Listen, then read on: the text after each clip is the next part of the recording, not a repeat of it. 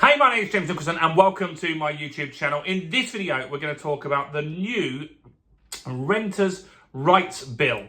Now, this is to replace the Renters' Reform Act. Confusing, I'll explain why.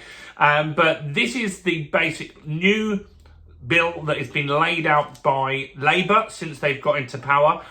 And this is one of their priority bills. So they've got 40 bills that they're working on. Some are drafts. For example, leasehold reform, that I'll go into in another video. So there's a Leasehold Reform Act that passed, that's going to go through, but there's even stronger freehold and leasehold stuff coming out. So that's one thing you're going to want to look for on this channel in the next week or so.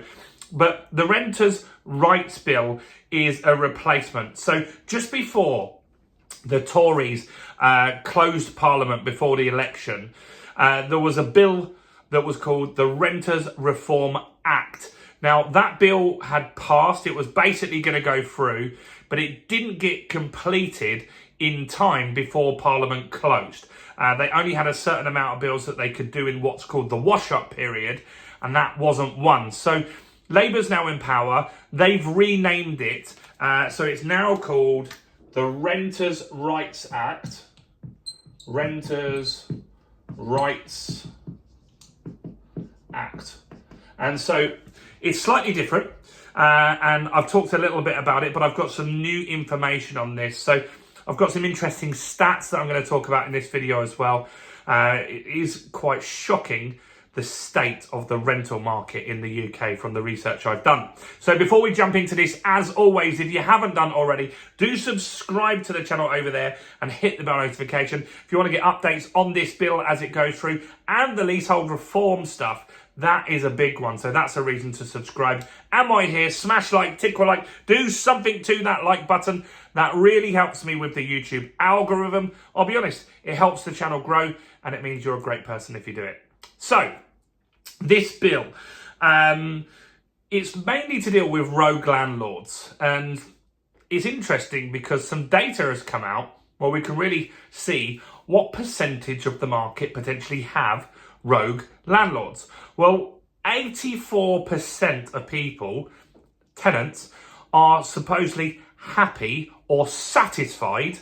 Maybe they're not delighted with paying rent, but they're happy or satisfied with the property that they live in, meaning there's no mold, there's no damp, there's not outstanding maintenance that they're not getting dealt with.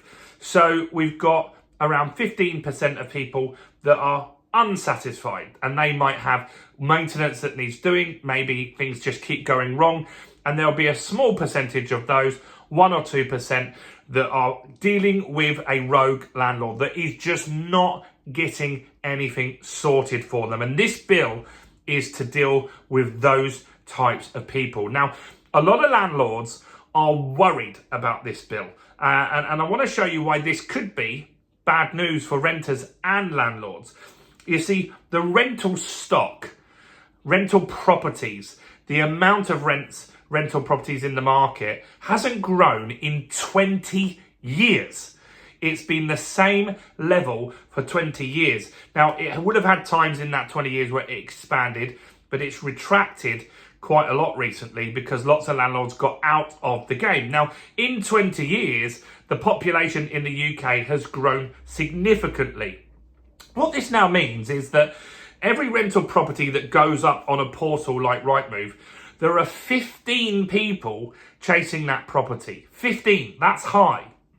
And so that is pushing up rents. It's meaning that those people with low credit ratings or that aren't going to be great at references are going to really, really struggle to get this sorted. So what does the Renters' Reform Act do? Well, first off, is they want to introduce rolling tenancies. So a rolling tenancy means that a tenant will take the property on. They have to take it for a minimum of 4 months. That's how it will start.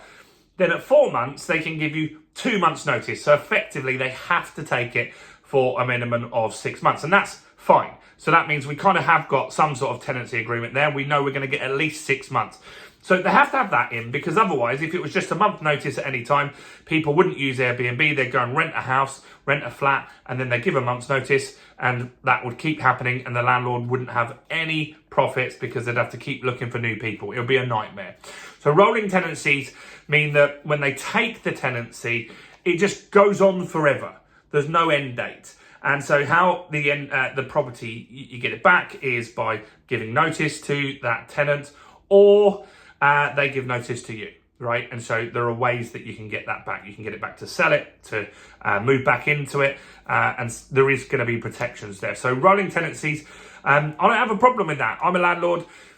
That will stop lots of stuff, paperwork, like every year. I've got more than 10 properties, so there's literally every month there's always one coming in. The agents are saying, do you want to extend it? Do you want to change the rent? This just keeps it rolling. And so actually every year it costs me money so that to do the new one. So that's good. Student tenancies are protected though. So they're not going to go rolling. So if you run student accommodation, a lot of landlords were worried about that because they must get their property back at the correct date for it to match with the school year, right? So if they got it a month late, they'd miss out on a whole year's rent. So student accommodations will be exempt from that. Next, rent increases. So you can increase the rent, of course. You've got to give 2 months notice. It's currently a month, now it's 2 months. So that's doubled, but that's not a big deal either. I think that's fair on the tenants. You just got to get a bit more organised. If your mortgage is going to go up, you get more than 2 months notice. It doesn't just surprise you out of nowhere. So yeah, you just get a little bit more organised. You get your increases sorted in time. You could just tell your agent, look, every year increase it by inflation or whatever you do. So rent increases, you can't. You've got to give them 2 months notice. You've also only got the option to do it once a year. Currently, you could do it more than that. I've never done that, but some people do, I guess. So you can only increase once per year. Next is something called the Decent Home Standards. We need more details on this, but this is a policy. So it's going to be called Decent Home Standards. And so there you go, that does say standards. So Decent Home Standards will just be things like that you can't have mold, you've got to have a certain amount of insulation. Like, it's got to be habitable, because there are some terrible properties out there, particularly in places like London, where rogue landlords get away with more by maybe reducing the rent. So Decent Home Standards will bring the quality of those properties up to a decent standard. I think that's fair. I don't have a problem with that one. Again, all my properties that I take on, I buy that are in need of work. So we do a new kitchen, a new bathroom. We refurb the property. We put new carpets. We paint it. We plaster it. So I'd always pass that. And in fact, if all the other landlords have got to do that, that means it's better for me. So that's good. Next is pets. So no landlord can reasonably reject pets. So the tenant can apply for the option to have a pet in the property. You've got to reply, I think it's in 42 days. It's all got to be done in writing. If you own a leasehold property and you're not allowed pets in that block, then you can refuse them, right? But if there's no real reasonable reason, they could challenge that. So that's important. Next is Section 21. This one is the big one. And the Section 21 is all about no fault evictions. And so that means that you can't just get rid of someone for no reason. You can do that today. So you could go to any tenant right now, give them a Section 21, so you've got 2 months to leave the property. Now, some landlords are using those to get rid of tenants really quickly. However, that is being used more than ever at the moment.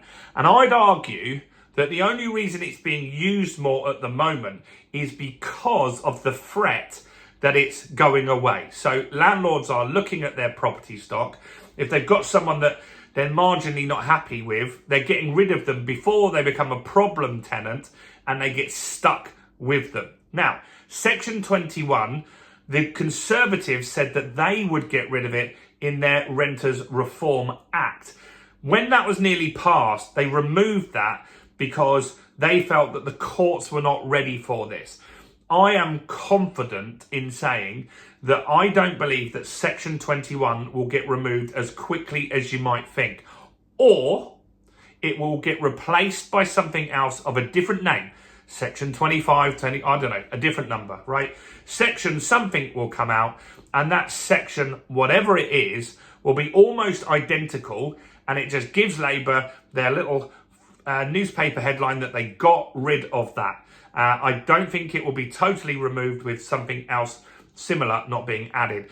Or if it is going to get totally removed, we'll be waiting a long time for the courts to be ready. That's for sure.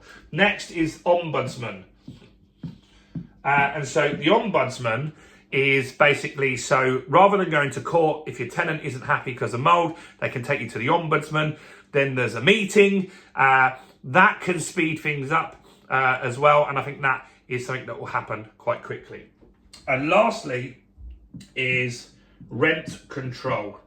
Now, this one has been talked about by Labour, but they kind of walked it back now. I don't think that they're going to put rent control in. If you look at rent controls in New York, in Dublin, in Scotland, it's rarely worked. In fact, more landlords leave. There's less rental stock. In Scotland, when they had it, and this is only in the last few years, there was about 50 to 60 people looking at a property because the rental market shrunk so much. It was an absolute nightmare. I think they've actually removed that now due to that. So rent control is something they're talking about. I'm pretty sure they're not going to include that in this bill. They've already started walking it back and there's less discussion about it. So the Renters' Rights Act is something we've got to keep an eye on. It's something we've got to educate ourselves on. If you're a tenant, it's good for you to know all about this. Most of it, I think, is fairly fair on both sides. I think for the landlords, the only real fear they've got is the Section 21. That Section 21 stuff, I just don't think it's going to happen as quickly as you think. Let me know your thoughts, opinions and comments below.